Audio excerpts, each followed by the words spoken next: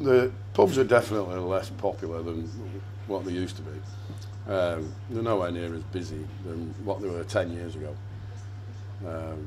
It's a shame that the trade is deteriorating, but you know, there's nothing we can do about it. It's all to do with government taxation and availability of cheap beer in supermarkets and stuff like that, isn't it?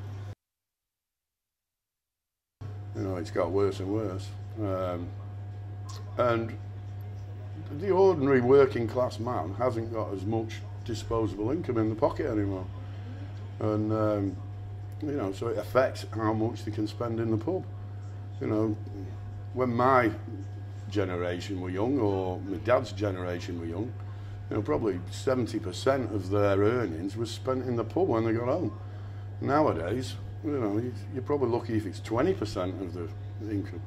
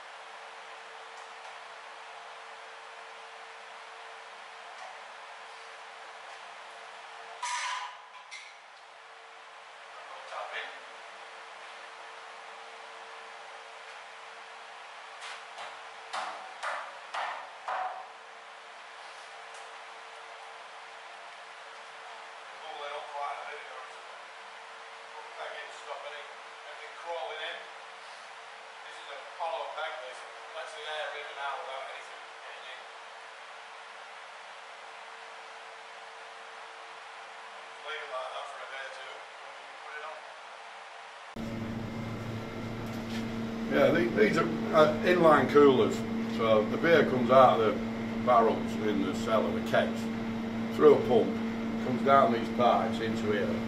These are full of ice in here, or very cold water.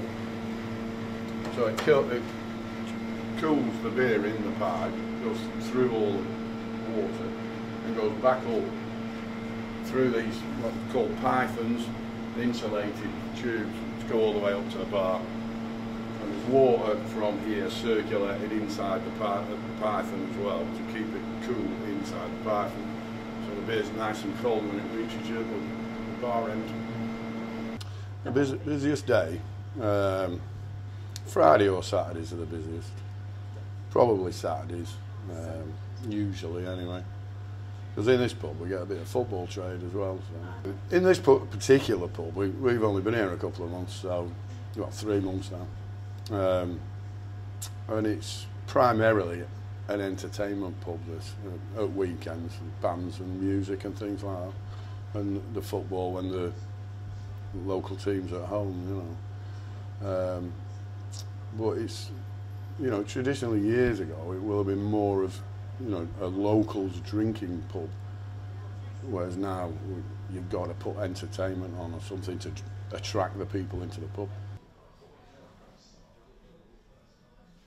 Favourite part is probably the interaction with the customers, the locals, the regulars, you know, because you meet some great characters, some really funny people like, and it's, you know, it's a nice friendly environment to work in most of the time. This place apparently, it's been several different things in its lifetime. It was a slaughterhouse at one time, and there's all hooks and things in the ceiling in strange places. And in the cellar there's a big stone slab where apparently they used to carve up cows and things like that.